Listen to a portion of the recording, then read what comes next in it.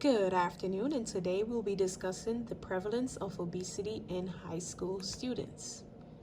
A high school student is defined as anyone enrolled in grades 9 through 12, whether it be a public or a private school.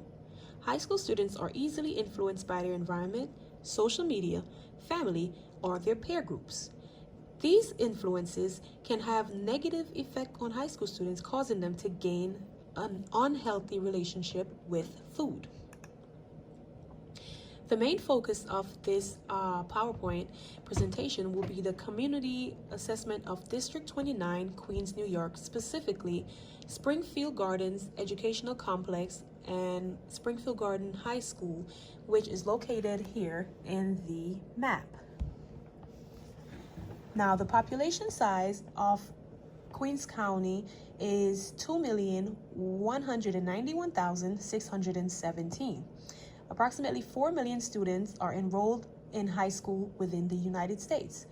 15.5% of high school students are obese. That is an extremely large number. Now, high school students enrollment by demographic within District 29 is as followed. There's an enrollment of 4% in American Indian and Alaskan Native, Black or African American 57%, Hispanic or Latino 18%, Asian or Native Hawaiian Pacific Islander is 17%, white 2%, and multiracial only 1%. Obesity and contributing factors. Some of the contributing factors to obesity are out of our control, which include genetics or metabolism rate, which is how fast our body processes food and turn it into energy for our use. Eating and physical activity behaviors, meaning if you lag with your physical activity, you're more at risk to have obesity than someone that is a little bit more active. Community and neighborhood design safety. Some abnormal or excessive fat accumulation, this poses a very high risk to our health. A body mass index of 25 or more is considered to be obese. On the left is a table from the CDC website, which details the category for obesity, overweight, healthy weight, and what is considered to be underweight.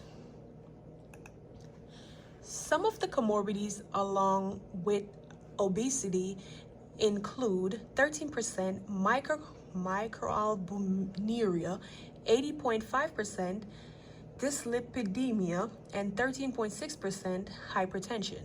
These are the top comorbidities that students are affected with along with having obesity. Some other contributing comorbidities are heart disease, stroke, type 2 diabetes, and certain types of cancers. Many people know they have obesity because they were first diagnosed with type 2 diabetes. Type 2 diabetes is curable and reversible if caught early enough. Type 2 diabetes and these comorbidities are definitely preventable, and they can lead to premature death if they are not taken care of and taken seriously. Obesity prevalence is something that everyone knows about, specifically in the US and all over the world.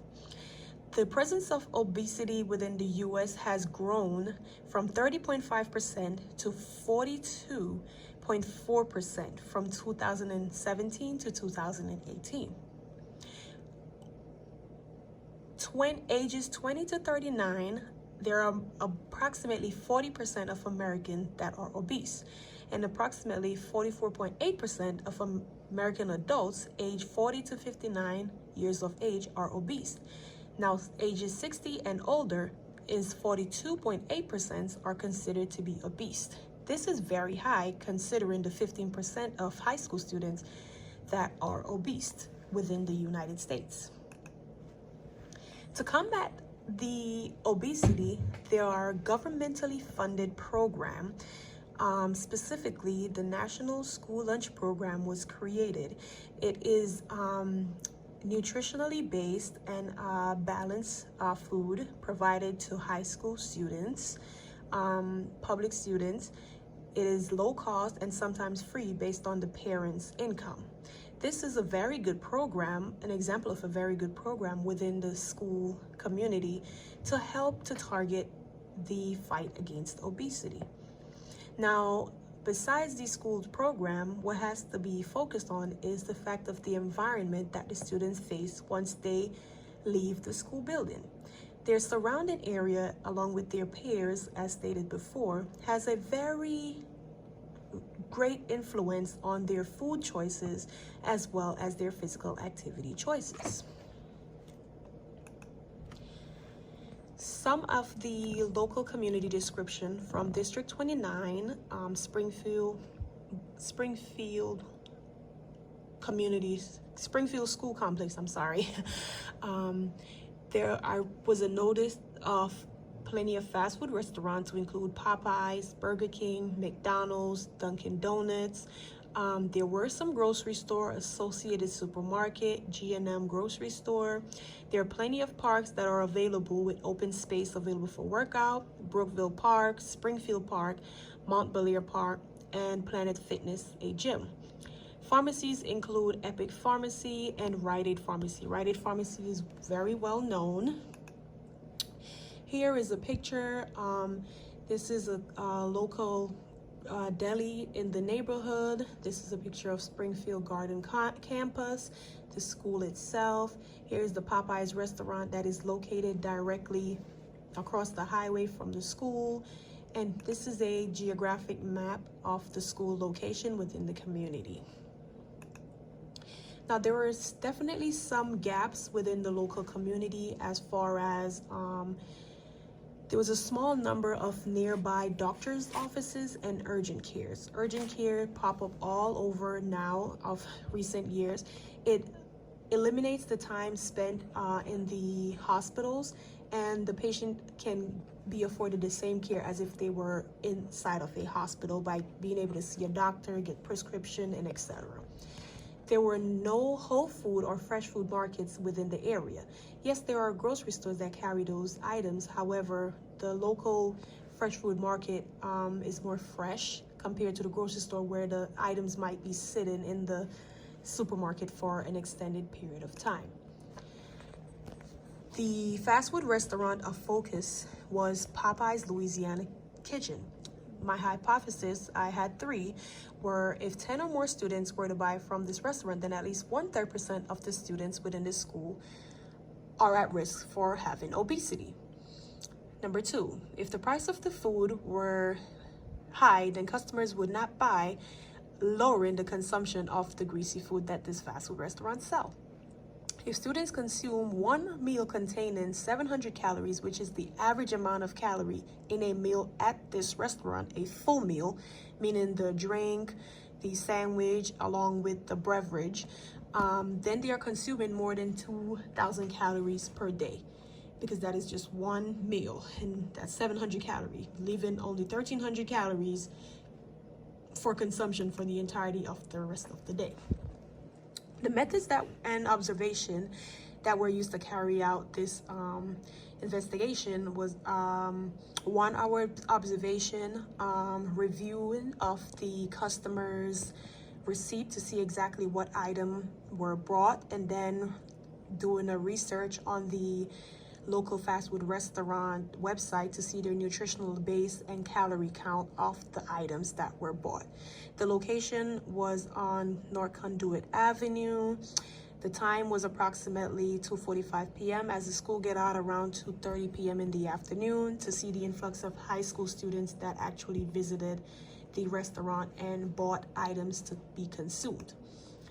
The conclusion that was gathered from the investigation was that the insufficient of physical activity and the poor nutrition due to the consumption of calorie-dense food are acknowledged as primary mechanisms underlying the rise in excess body weight, which leads to obesity in students. To combat this, the nutrition educational program that I would recommend is 1, a school lunch program that make healthier version of the meals that are sold at the fast food restaurant. For example, Popeyes sell fried chicken along with French fries, which is all fried in greasy oil. An alternate for this could be baked chicken, or bake the chicken and the French fries as well. Substitute the bun with whole grain instead of the regular plain white bun that is used. Number 2, an educational nutrition program that teaches students the importance of calorie counting and the positive impact it has on their lives. Teaching calorie counting can help the students to better understand what they're eating and how it affects their body, so they may make better choices. For example, one pack of candy compared to a cup or 2 cups of popcorn, which will weigh out to be approximately the same amount of calorie. However, you get more popcorn than you would instead of a pack of candy. A health-based after-school program centered around agriculture and fitness. Students need to learn how food are produced to be able to have a good relationship with the food, to appreciate the food, and also with fitness as well. Making fitness fun so it does not seem like work. Making these activities fun for students will not only bring about positive change, but students will want to do it and influence their friends as well. To ensure these are culturally based, monthly field trips to a different culture of each student, as mentioned earlier. Queens County, District 29 has a variety of cultures of background of students.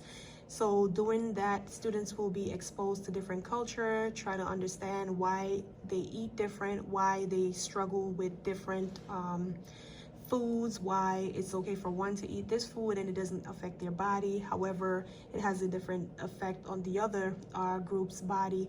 And so they will work together and create a very good environment, a non-judgmental environment for the students to learn and to grow together, in addition to working out together and working on each other. These are the references that were used for this investigation and research. Again, high school students are definitely at risk for obesity. There's no exception to obesity. It doesn't have a face. It doesn't target a specific group. Anyone can become obese. It is definitely preventable, and the only way to stop this is if we work together and put a stop to it. High school student is definitely at risk as they are more vulnerable to the environment and more influences. Again, my name is Amanda Palmer, and this was Prevalence of Obesity in High School Students. Thank you.